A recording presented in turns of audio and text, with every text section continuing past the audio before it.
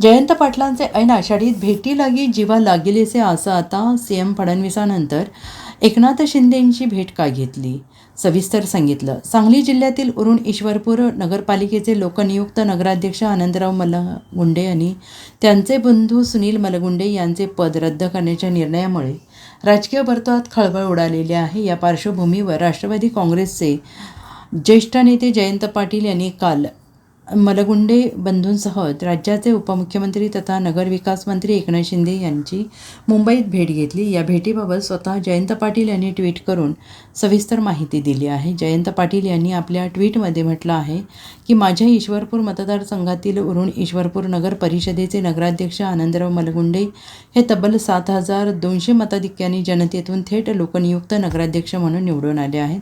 पदभार स्वीकारल्यापासून त्यांनी ईश्वरपूर शहरातील अनेक प्रलंबित आणि विधायक विकास कामांना गती देण्यासाठी प्रामाणिक प्रयत्न सुरू केले आहेत. मात्र लोकनियुक्त नगराध्यक्ष आनंदराव मलगुंडे आणि त्यांचे बंधू सुनील मलगुंडे यांचे कुठले तरी जुने अतिक्रमणाचे प्रकरण पुढे आणून त्यांचे नगराध्यक्ष आणि नगरसेवक पद रद्द ठरवण्यात आलेला आहे. हा निर्णय लोकभावनेचा आदर करणारा नाही. त्यामुळे या अन्यायाविरोधात दाद मागण्यासाठी आणि वस्तुस्थिती सरकारपुढे मांडण्यासाठी मी स्वतः आनंदराव मलगुंडे आणि सुनील मलगुंडे यांचा समवेत उपमुख्यमंत्री एकनाथ शिंदे यांची त्यांच्या शासकीय निवासस्थानी भेट घेतली, अशी माहिती जयंत पाटील यांनी दिली आहे.